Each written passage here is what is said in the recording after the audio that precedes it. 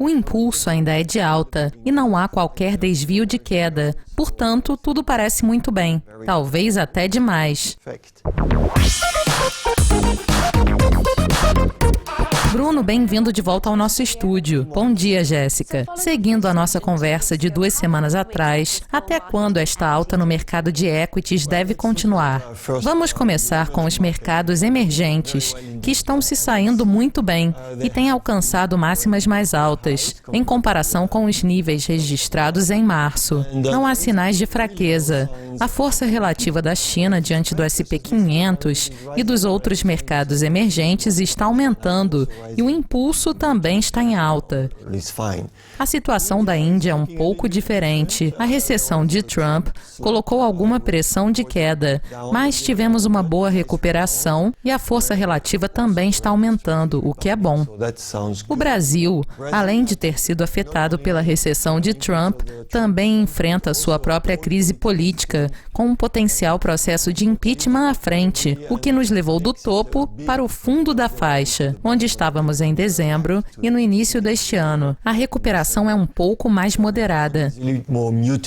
E nos Estados Unidos, o setor de tecnologia parece estar se saindo muito bem, certo? Sim, como podemos ver no gráfico, imediatamente após a recessão de Trump, as equities do setor de tecnologia atingiram máximas mais altas, assim como a força relativa. O impulso ainda é de alta e não há qualquer desvio de queda. Portanto, tudo parece muito bem, talvez até demais. E quais são os motivos para preocupação? Enquanto o setor de tecnologia estava atingindo máximas mais altas, as ações small e mid caps estavam em queda. Apenas algumas ações large caps estão sustentando o mercado, o que é conhecido como falta de fôlego e é normalmente um sinal de que há algum problema.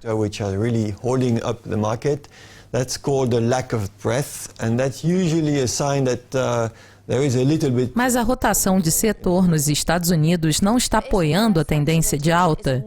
Em se tratando dos Estados Unidos, nós normalmente analisamos a razão entre os setores cíclico e de produtos básicos, representada por esta linha preta no gráfico. Em abril, a razão subiu bastante, o que foi um bom sinal, mas já se reverteu e não tem subido novamente pelas 2 últimas semanas. Além disso, esta linha verde, que representa a direção das taxas de juros nos Estados Unidos para os títulos de 10 anos, está caindo como se a aversão ao risco estivesse levando as pessoas a migrar para os títulos em vez de equities. E passando para o S&P 500, quais são os riscos? Há 2 setores mais fracos que são motivos de preocupação. Primeiramente, o setor financeiro tem mostrado uma grande linha de tendência descendente aqui no gráfico e não tem conseguido rompê-la até agora. Em segundo lugar, o setor de energia também tem mostrado desempenho inferior e ainda está em tendência descendente, registrando mínimas mais baixas no momento. Esses 2 setores poderiam colocar pressão de queda sobre o S&P 500 e, por isso, ainda achamos que há riscos para o índice. Da última vez que nos falamos, estávamos a 2.405, antes da recessão de Trump. Nós mencionamos a nuvem como uma área de suporte de risco e acabamos de alcançá-la e recuperar, atingindo máximas mais altas. O mesmo está acontecendo aqui, talvez com uma queda menor, em direção ao nível 2.380. No gráfico semanal, basicamente não há nenhum sinal muito preocupante.